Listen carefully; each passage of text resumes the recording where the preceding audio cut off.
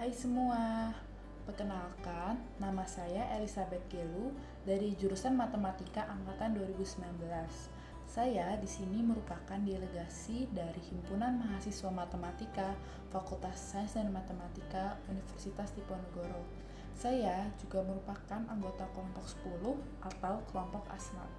Seperti yang kita semua ketahui sekarang, bahaya pandemi COVID-19 sedang melanda seluruh dunia, tidak terkecuali Indonesia.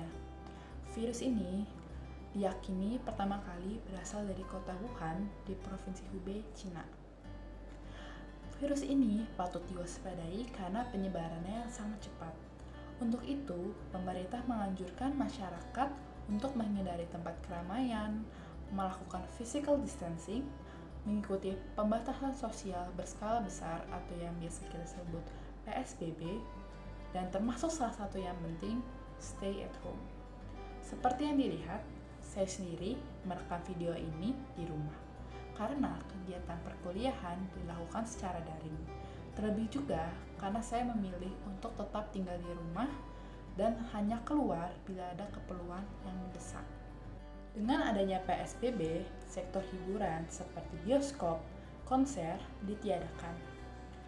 Tempat-tempat umum seperti pusat perbelanjaan, taman, taman hiburan, sekolah, universitas juga ditutup untuk mencegahan penyebaran virus ini. Selain itu, beberapa kantor juga menganjurkan karyawannya untuk bekerja dari rumah. Dilansir dari kompas.com dengan judul Perekonomian Indonesia Pasca Pandemi COVID-19, sumber pertumbuhan ekonomi Indonesia pada triwulan 1 2020 terbesar pada sektor informasi dan komunikasi sebesar 0,53%. Hal ini tentu wajar karena anjuran pemerintah untuk tetap di rumah saja sehingga mayoritas masyarakat mengakses informasi dan melakukan kegiatan melalui jaringan internet. Hal ini juga diiringi dengan meningkatnya permintaan pasokan listrik ke rumah-rumah warga oleh PLN. Tapi lebih dari itu, banyak sektor yang terkena dampak pandemi ini. Perhimpunan Hotel dan Restoran Indonesia memperkirakan penurunan tingkat okupansi di sekitar 6.000 hotel di seluruh Indonesia dapat mencapai 50%. Hal ini disebabkan oleh restoran yang tutup dan hanya melayani takeaway dan delivery. Hotel-hotel mengalami kerugian karena menurunnya jumlah wisatawan dan pembatasan sosial serta pembatasan perjalanan antar kota. Sri Mulyani menyatakan bahwa jumlah pekerja yang dirumahkan dan di PHK ditaksir lebih dari 1,5 juta orang per April 2020.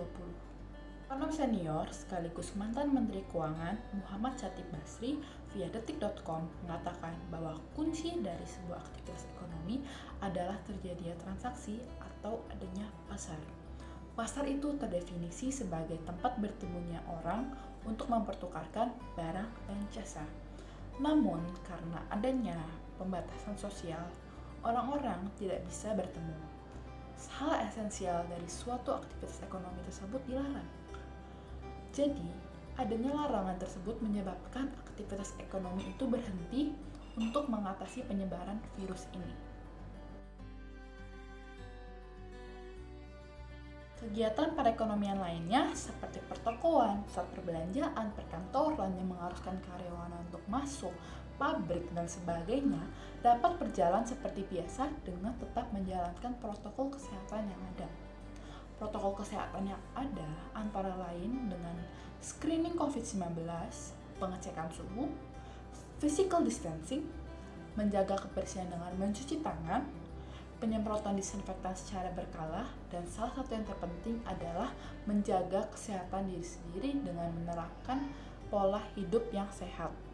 Penerapan protokol kesehatan ini juga harus diiringi dengan penegakan hukum yang tegas, serta sanksi yang tegas pula bagi perusahaan, instansi, maupun individu yang melanggar. Demikian yang bisa saya sampaikan. Saya mohon maaf bila ada tutur kata saya yang salah. Terima kasih sudah mendengarkan.